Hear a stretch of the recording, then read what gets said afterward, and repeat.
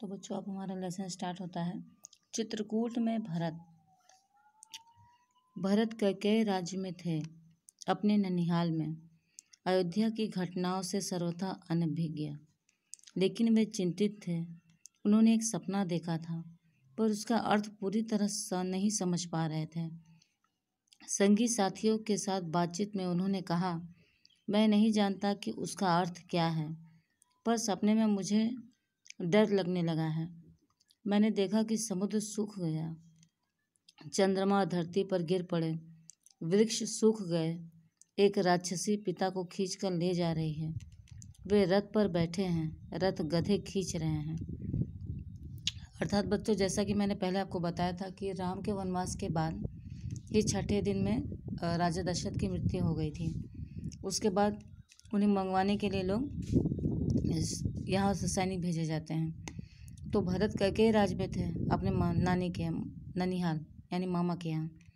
तो अयोध्या में जो भी घटा था, इन सभी बातों से लोग अनभिज्ञ थे। अनभिज्ञ का अर्थ होता है अनजान, मतलब उन्हें वहाँ की जो भी घटनाएं घटी थी उसके बारे में कुछ पता नहीं था। लेकिन वो परेशान ज़रूर थे, क्योंकि उन्होंने एक सपना देखा था और जिसका अर्थ भी वो पूरी तरह से समझ नहीं पा रहे थे। वो अपने दोस्तों से, साथियों से इस बारे में बातचीत भी कर रहे थे और ये कह भी रहे थे कि मैं नहीं जानता कि उस सपने का अर्थ क्या है, पर सपने से मुझे डर लगने लगा है।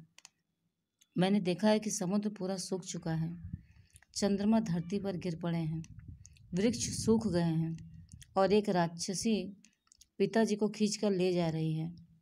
वे रथ पर बैठे हैं और रथ को खींच कौन रहा है? घोड़ा नहीं, रथ को खींचने वाले जो हैं वो गधे हैं। इस नाते और ये सारे एक अचानक या यूँ कहें कि आकस्मिक घटनाएं जब आपस में आसपास घटने वाली होती हैं, तो ऐसी दूरदर्शी केंद्रियाँ ये सब क्या होती हैं? ये सपने के रूप में सामने प्रकट होती हैं, जो कि इस वक्त भरत के साथ हो रहा था। जिस समय भरत मित्रों को अपना सपना सुना रहे थे, ठीक उसी समय अयोध्या से घुड़सवार दूत वहां पहुंचे। अर्थात जिस समय भरत अपने मित्रों से सारी बातें बता रहे थे सपने की, कि सपने का क्या अर्थ होता है, मुझे समझ में नहीं आ रहा है, मैं इसका अर्थ भी नहीं लगा पा रहा हूँ, लेकिन मुझे सपने से डर लग रहा है। ठीक उसी समय वहाँ पर अयोध्या के घुड़सवार के दूत जो दूत को भेजा गया था अयोध्या से, वो वहाँ पर पहुँच जाते हैं। घुड़सवारों ने छोटा रास्ता चुना था जल्दी पहुँचने के लिए। भरत को संदेश मिला, वे तत्काल अयोध्या जाने के लिए तैयार हो गए। ननिहाल में भरत का मन नहीं लग रहा था, उचट गया था। वे अयोध्या पहुँचने को उतावले थे। अर्थात घुड़सवार ने छोटा रास्ता इसलिए चुना था बच्चों, क्योंकि वो जल्दी से जल्दी वहाँ पहुँच सके। और पहुँचते ही वो उन्होंने भरत को जाके संदेश भी दे दिया और वे तत्काल तैयार हो गए अयोध्या जाने के लिए। ननिहाल में भरत का मन लग भी नहीं रहा था, वो काफ़ी बेचैन थे और अब उनका मन वहाँ पे उब चुका था। उचट जाना यानी कि उब जाना। वे अयोध्या पहुँचने के लिए उतावले हुए जा रहे थे। उतावले का अर्थ होता है किसी काम में जल्दबाजी करना, मतलब कितनी जल्दी से जल्दी वो वहाँ से हट जाए, और उसके लिए वो जल्दबाजी भी कर रहे थे, क्योंकि जब मन स्थिर नहीं होता है तो आदमी ये सारी चीज़ें करता है। चूँकि वो सपने से और अत्यधिक परेशान थे और सपने की परेशानी की वजह से वो क्या कर रहे थे, उनका यही मन था कि कितनी जल्दी अयोध्या पहुंच जाएं। और इसी वार्तालाप में जब दूत वहां पहुंच जाता है तो उनके जाने का रास्ता और साफ हो जाता है। तो इस नाते से वो इतनी हड़बड़ी कर रहे हैं, इतनी जल्दबाजी कर रहे हैं कि कितनी जल्दी मैं वहाँ से निकलूँ और पहुँच जाऊँ अयोध्या। और वो उसी उतावलेपन में अपने निकलने की तैयारी कर रहे हैं। कैकेयी राज ने भरत को विदा किया।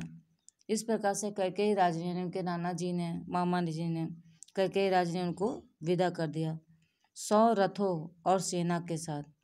यानी 100 रथ दिए और सेना भी दी। ये क्या था? ये भेंट थी भरत को ननिहाल की तरफ से। उन्हें घुड़सवारों से अधिक समय लगाए।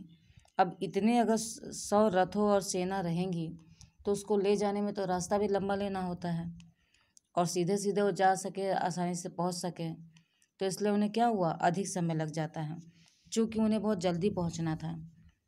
लंबा रास्ता पकड़ना पड़ा और इसी नाते से उनको जल्दी से जल्दी निकल कर वहाँ के लिए लंबा रास्ता पकड़ना पड़ा। इसलिए फिर भरत 100 रथों के और सैनिकों के साथ जाते जाते उन्हें काफ़ी समय लग गया और ये रास्ता उनका लंबा हो जाता है। सेना और रथ खेतों से होकर नहीं जा सकते थे, इसीलिए, क्योंकि जब सीधा सीधा रास्ता लिया गया तो इस नाते से वो रास्ता क्या हो गया बच्चों, वो लंबा हो गया।